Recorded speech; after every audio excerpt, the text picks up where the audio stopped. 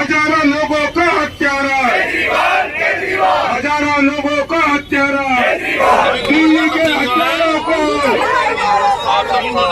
दिल्ली के हत्यारों को केजरीवाल इन तस्वीरों को देखकर कोई भी चौंक जाएगा कि आखिर अरविंद केजरीवाल का पुतला क्यों फूंका जा रहा है। लेकिन आपको बता दें कि सुप्रीम कोर्ट द्वारा गठित ऑक्सीजन ऑडिट कमेटी की रिपोर्ट को आधार बनाते हुए भाजपा कार्यकर्ताओं ने रोहतास नगर विधानसभा में जीटीबी अस्पताल के बाहर दिल्ली सरकार के खिलाफ जोरदार प्रदर्शन किया और केजरीवाल का पुतला फूंककर विरोध भी जताया। भाजपा विधायक जितेंद्र महाजन के नेतृत्व में हुए इस विरोध प्रदर्शन में नेता विपक्ष रामवीर सिंह विधूड़ी भी शामिल हुए। ऑक्सीजन की कमी का मचाया शोर,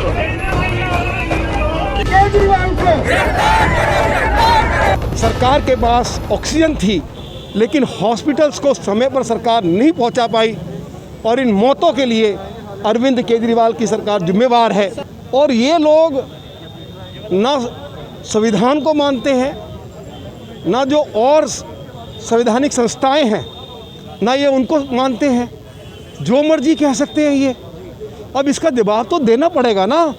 जब सुप्रीम कोर्ट ने पैनल गठित किया कि ऑडिट होगा तो अगले दिन ही दिल्ली के डिप्टी चीफ मिनिस्टर ने कहा कि हमारे पास ऑक्सीजन स्पेयर है और अगल बगल के राज्य अगर हमसे ऑक्सीजन लेना चाहते हैं तो हम देने के लिए तैयार हैं। जैसे ही कमेटी का गठन हुआ तो उनके पास जो 1100 मैट्रिक टन ऑक्सीजन की मांग कर रहे थे तो उन्होंने कैसे कहा कि हमारे पास फालतू है। तो इसमें बड़ी भारी साजिश रची गई केंद्र सरकार को और मोदी जी को लोगों की नज़रों में बदनाम करने की। चौक पर इकट्ठे हुए भाजपा कार्यकर्ताओं ने अपने हाथों में बैनर, पोस्टर और ऑक्सीजन के खाली सिलेंडर लेकर विरोध प्रदर्शन किया। दिल्ली की अरविंद केजरीवाल सरकार के खिलाफ जोरदार प्रदर्शन के बाद मुख्यमंत्री अरविंद केजरीवाल का पुतला भी जलाया गया। इस दौरान भाजपा नेताओं ने साफ कहा कि इस गंभीर मामले के लिए केजरीवाल सरकार को बर्खास्त करते हुए मुख्यमंत्री पर हत्या का मुकदमा चलना चाहिए। केजरीवाल जो भी दिल्ली की जनता से वादा करते हैं वो झूठा निकलता है। केजरीवाल दिल्ली के हजारों कोरोना पीड़ितों के हत्यारे हैं। केजरीवाल ने डिमांड की कि उसको 1100 मैट्रिक टन ऑक्सीजन की आवश्यकता है। सुप्रीम कोर्ट के द्वारा गठित कमेटी ने ये साबित कर दिया है कि 300 मैट्रिक टन की आवश्यकता थी, मगर उन्होंने अपने हॉस्पिटलों में जो कमी थी, हॉस्पिटलों का जो इंफ्रास्ट्रक्चर में कमी थी, उससे दिल्ली का ध्यान बटाने के लिए ऑक्सीजन की झूठी डिमांड की।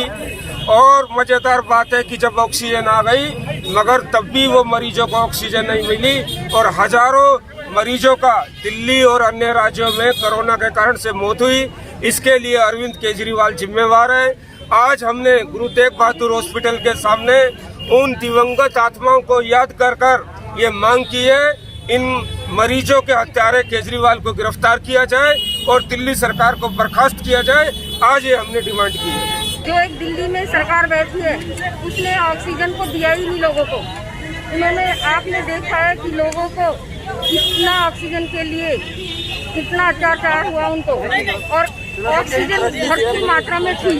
जैसे कि आज आपने पेपर में भी पढ़ा होगा, कोर्ट ने आदेश दिया है कि ऑक्सीजन तो भरपूर मात्रा में थी लेकिन मुख्यमंत्री जी ने लोगों तक पहुंचाई नहीं और सिर्फ केंद्र से मांग करते रहे ऑक्सीजन की, और ऑक्सीजन रखने के लिए कोई जगह नहीं थी और जो 12 राज्य थे उसको झेलना पड़ा इस ऑक्सीजन की वजह से, इसकी मार। क्योंकि लोगों की इतनी जो मृत्यु हुई है वो इसी वजह से हुई है कि अगर केजरीवाल जी के पास ऑक्सीजन भरपूर मात्रा में थी तो वो केंद्र पर आरोप क्यों लगाते रहे। आपको बता दें कि संबित पात्रा ने प्रेस कॉन्फ्रेंस कर जानकारी दी थी कि ऑक्सीजन पर गठित ऑडिट समिति ने एक खुलासा किया है कि दिल्ली में अधिकतम 300 मीट्रिक टन ऑक्सीजन की आवश्यकता थी, लेकिन दिल्ली सरकार ने 1200 मीट्रिक टन ऑक्सीजन की मांग की, जिससे अन्य राज्यों में ऑक्सीजन की कमी हुई। इसलिए भाजपा ने प्रदर्शन कर केजरीवाल की गिरफ्तारी की मांग की और उन्हें हजारों लोगों की मृत्यु का दोषी बताया।